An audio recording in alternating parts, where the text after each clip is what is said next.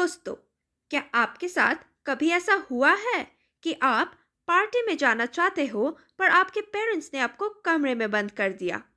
हमारा dental world में एक ऐसा ही कैरेक्टर है, डेंटिजरस सिस्ट। ये वो ओवर प्रोटेक्टिव पेरेंट है जो एक बेचारा अनइरप्टेड टूथ को दुनिया देखने ही नहीं देता। डेफिनेशन सिंपल है। ये सिस्ट एक अनइरप्टेड या इम्पैक्टेड टूथ के क्राउन को घेर कर रहता है।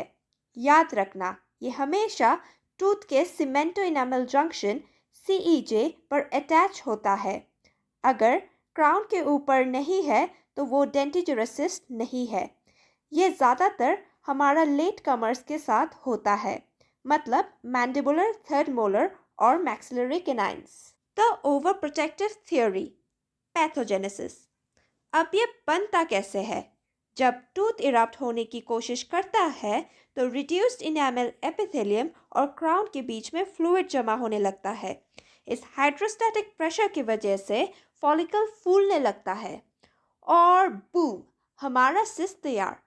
बैकबेंचर्स के लिए mnemonics: pressure is equal to prevention.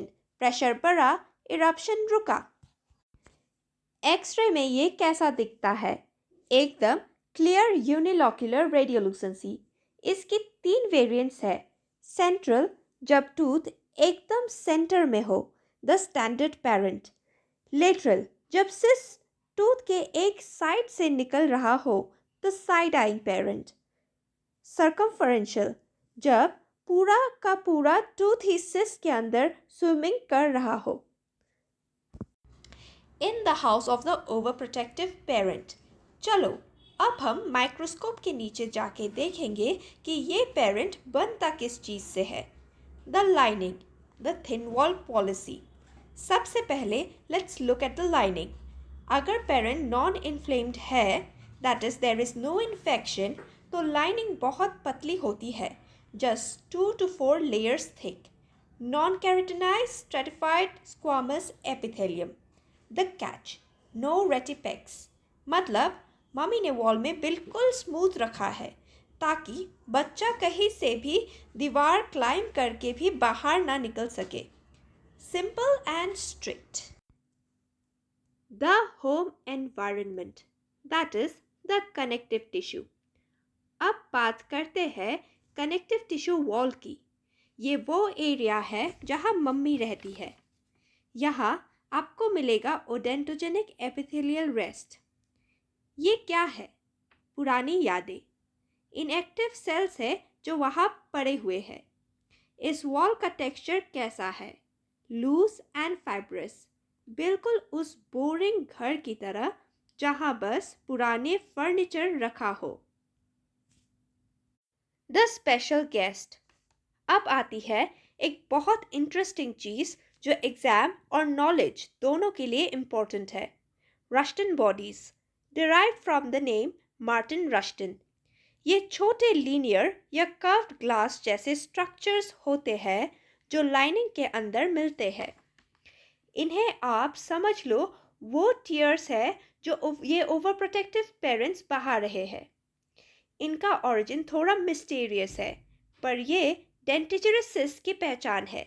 Microscope में रस्टन बॉडीज दिखे तो आपको पता होना चाहिए कि ये डेंटिजरस सिस्ट ही है। अगर सिस्ट पुराना हो गया हो तो यहाँ आपको कोलेस्ट्रॉल क्लेफ्ट्स भी दिख सकता है, जो एक तरह के बैटल स्कार्स है जो पुरानी इन्फ्लेमेशन की वजह से आती है। कभी कभी इस सिस्ट की लाइनिंग में म्यूकस सेल्स या सिलिएटेड सेल्स भी मिल जाते हैं। मतलब लाइनिंग अपना रास्ता भटक गया है और थोड़ा वियर्ड बिहेव कर रहा है। ये दिखाता है कि ये पेरेंट कितना कॉम्प्लेक्स हो सकता है। The plot twist. लेकिन बैक बेंचर्स, अगर बाहर से किसी ने मम्मी को भड़का दिया तो सीन चेंज। अब लाइनिंग हाइपरप्लास्टिक हो जाएगा, मम्मी गुस्से में मोटी हो जाएगी, रेटिपेक्स अपीयर होने लगेंगे, इंटरफेस अब फ्लैट नहीं रहेगा, जिगजैग हो जाएगा, and you will see chronic inflammatory cells जो मम्मी के सपोर्ट में खड़ा है बच्चे को रोकने के लिए। तो अब कंक्लूजन क्या है? Thin lining, flat interface, no keratin, rushed in bodies.